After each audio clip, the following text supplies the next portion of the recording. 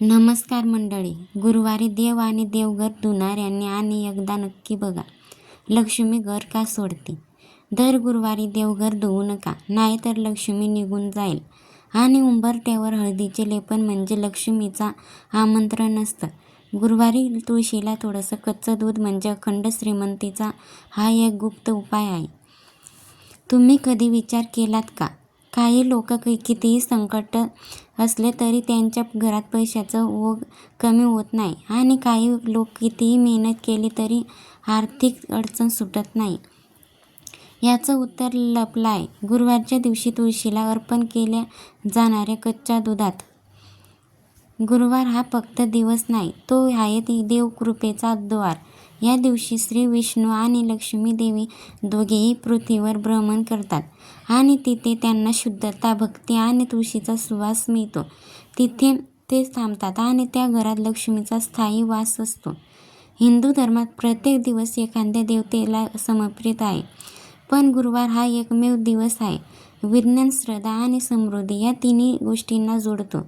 गुरु म्हणजे ब्रह्मस्पती, देवाचा शिक्षक, तोच विष्णूंना प्रतिनिधी आहे. म्हणून गुरुवारी विष्णूची आणि लक्ष्मीची पूजा केल्याने जीवनात धैर्य, बुद्धी आणि धन हे तिन्ही लाभतात. गुरुवारी विष्णू पूजा करूयात भक्त मनोहर, असं बृहस्पती पुराणात लिहिलं आहे. गुरुवार हा दिवस विष्णू आणि लक्ष्मी यांचा विवाह दिन मानला जातो. म्हणूनच या दिवशी त्यांच्या एकत्र पूजनाने नात्यात सौभाग्य, घरात लक्ष्मी आणि आयुष्यात प्रगती मिळते. विष्णू म्हणजे पालन करता. आपल्याकडे अनेकांना वाटतं गुरुवारी पूजा असल्यामुळे देवघर धुणं, पुसणं, साफ करणं शुभ असावं, पण हे अगदी उलट आहे. गुरुवार हा विष्णूचा विश्रांतीचा दिवस आहे. या दिवशी ते योग निद्रा अवस्थेत असतात आणि अशा वेळी देवघर धुणे म्हणजे देवाच्या निवासस्थानी अडचण आणणे. देवघर म्हणजे घराचा ऊर्जा केंद्र, ते दररोज स्वच्छ ठेवणे चांगलं आहे, पण गुरुवारी धुणे नाही, कारण त्या ऊर्जेचा प्रवाह स्थिर ठेवायचा असतो. तुम्ही जर गुरुवारी देवघर धुतलं तर ती ऊर्जा विस्कळीत होते आणि लक्ष्मी थोडा काळ त्यातून निघून जाते. त्याऐवजी गुरुवारी फक्त देवघरात धूप, दीप आणि जलाने तिलक करा. देवाच्या मूर्तींना तुळशीचे पान, हळद, कुंकू आणि पिवळा फूल अर्पण करा. हेच पुरेसं आहे. गुरुवारी सकाळी स्नान केल्यानंतर घराच्या उंबरठ्यावर हळद आणि कुंकवाचं मिश्रण लावावं.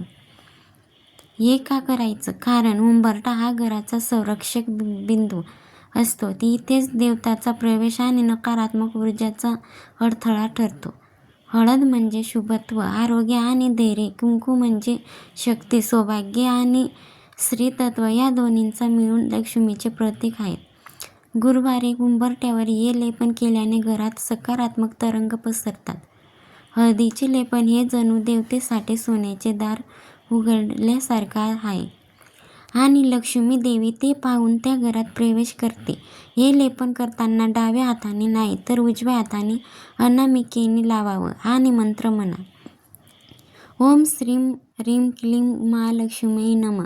यांचा कंपनी घरभर पसरतो आणि लक्ष्मी स्थायी होते. तुळशीला कच्चं दूध का अर्पण करायचं? तुळस श्री हरिविष्णूंना अत्यंत प्रिय आहे.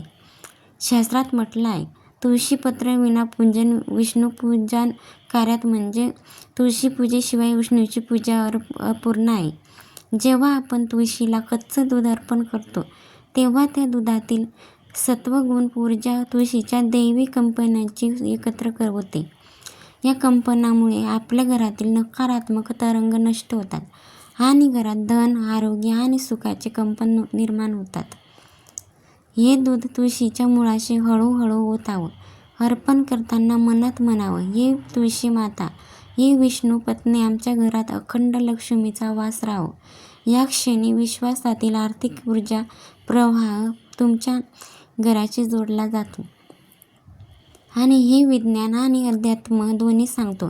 जिथे सात्विकता आणि सकारात्मक ऊर्जा असते तिथे यश, पैसा आणि प्रगती आपोआप आकर्षित होतात.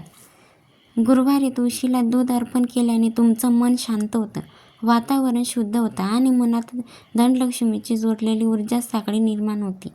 आणि ही प्रक्रिया मनाचं कंपनी स्तर वाढवते आणि तोच कंपन स्थळ तुम्हाला संधी, पैसा आणि नशीब आकर्षित करायला मदत करतो. आता ज्या घरात तुळशीला दर गुरुवारी दूध अर्पण केलं जातं तिथं अपव्यय कमी होतो,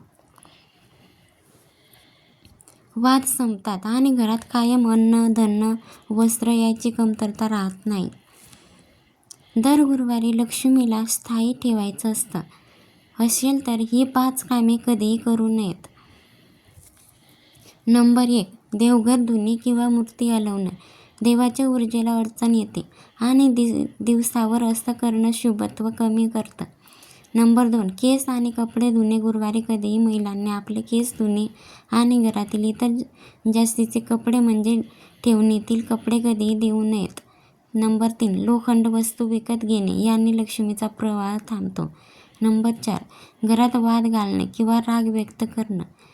विष्णू लक्ष्मी दोघेही दूर जातात. नंबर 5. कच्चं दूध वाया घालवणे. कच्चं दूध अर्पण करताना ते जमिनीवर टाकू नका, तुळशीच्या मुळाशी जावं. जर तुम्हाला गुरुवारच्या दिवशी लक्ष्मीची विशेष कृपा मिळवायची असेल तर हा उपाय नक्की करा. सकाळी स्नानानंतर पिवळे वस्त्र परिधान करा. घराच्या ईशान्य कोपऱ्यात तुळशीचा कुंड ठेवा.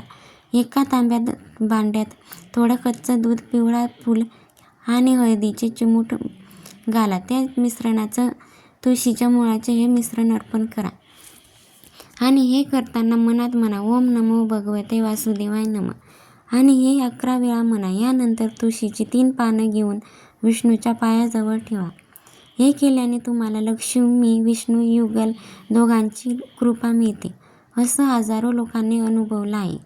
आणि ज्यांनी गुरुवारी हा छोटासा उपाय श्रद्धेने केला आहे त्यांच्या आयुष्यात हळूहळू बदल जाणवेल.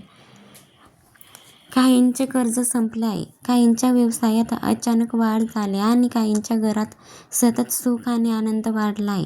हे चमत्कार नाही, हे आहेत ऊर्जेचे विज्ञान. या विषयात जे कंपन पाठवतात तेच परत येतात. म्हणजेच गुरुवारचा हा उपाय म्हणजे त्या कंपनांना श्रीमंतीशी जोडणारा एक सेतू आहे. लक्ष्मी मिळवणे एवढं अवघड नाही, पण तिला टिकवणे कठीण आहे. ती फक्त त्या घरात राहते जिथे श्रद्धा, शुद्धता आणि शांती आहे. गुरुवारच्या दिवशी जर तुम्ही फक्त 10 मिनिटे घेतलीत आणि हा उपाय केलात, तुळशीला दूध अर्पण केलं, देवघरात दीप लावला आणि घराच्या उंबरठ्यावर हळदीचे लेपन केलं, तर तुम्ही देवाच्या दरबारात एक सोन्याचा ठसा उमटवता आणि हे सगळं विश्व तुम्हाला बघत असतं. आणि मग हळूहळू सगळं बदलायला लागतो. घरात पैशाचा ओघ वाढतो, मन शांत होतं आणि जीवनात धैर्य येतं. गुरुवारचा दिवस लक्ष्मीला आवडतो. तुळशीला दूध अर्पण करणे म्हणजे विष्णूला प्रेम व्यक्त करणे आणि ह्या प्रेमातूनच निर्माण होते समृद्धी, सुख आणि सौभाग्य. म्हणून मित्रांनो, या गुरुवारी विसरू नका तुळशीला कच्चं दूध अर्पण करायला आणि उंबरठ्यावर हळदीचे लेपन करायला. त्याचबरोबर मनापासून म्हणा, ओम श्रीं ह्रीं क्लीं श्री महालक्ष्मी नमः. बघा, लक्ष्मी तुमचं घर सोडून कधीही कुठेही जाणार नाही. जर तुम्हाला ही माहिती पूर्ण व्हिडिओ आवडला असेल तर व्हिडिओची माहिती उपयुक्त वाटली असेल तर व्हिडिओला एक लाईक नक्की करा आणि चॅनलला सबस्क्राईब करून आम्हाला प्रोत्साहित करा. धन्यवाद. श्री स्वामी समर्थ. जय जय स्वामी समर्थ.